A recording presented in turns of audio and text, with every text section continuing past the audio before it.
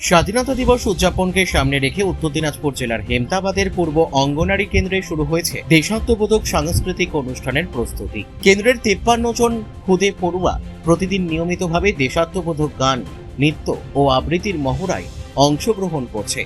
অঙ্গনারী কেন্দ্রের পরিবেশ এখন স্বাধীনতা দিবসের আবহে মুখর। ছোট্ট পড়ুয়ারা মনোযোগ ও উৎসাহের সঙ্গে নিজেদের পরিবেশনা আরও নিখুঁত করে তোলার জন্য অনুশীলন চালিয়ে যাচ্ছে।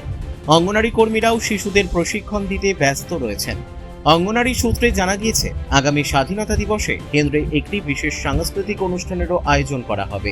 সেই অনুষ্ঠানে এই 53 জন খুদে দেশাত্মবোধক গান, নৃত্য ও আবৃত্তির মাধ্যমে স্বাধীনতার চেতনা ও দেশের প্রতি ভালোবাসার বার্তা তুলে ধরবে। এই বিষয়ে অঙ্গনারী কর্মী জানান, শিশুদের মধ্যে ছোটবেলা থেকেই দেশপ্রেম, শৃঙ্খলাবোধ ও সাংস্কৃতিক মূল্যবোধ গড়ে তোলার লক্ষ্যেই এই উদ্যোগ নেওয়া হয়েছে।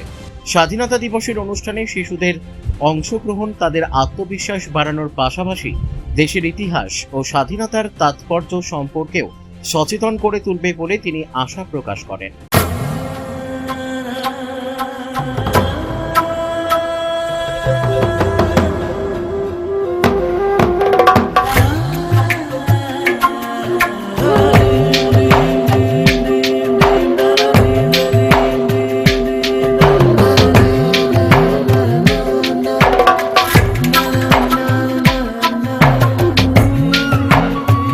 সুবর্ণা জুয়েলার্স, থানা রোড, রায়গঞ্জ।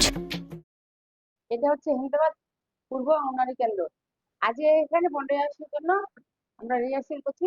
15 আগস্টের দিন আমি ভালো করে যেন এই নাচ গান কবিতা আবৃত্তি এগুলো যেন ভালোভাবে করতে পারি, তার জন্য এগুলো প্রস্তুতি নিচ্ছি।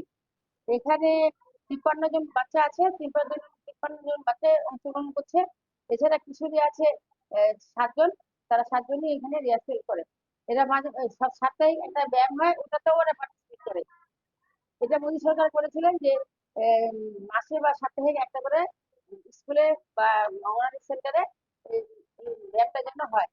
দেশবাসী যেন সব ভালোভাবে থাকে, কোনো রকম যেন না হয়, কোনো রকম যেন বোমবাজি না হয়, সবাই হিন্দু মুসলমান সবাই যেন মিলেমিশে থাকে।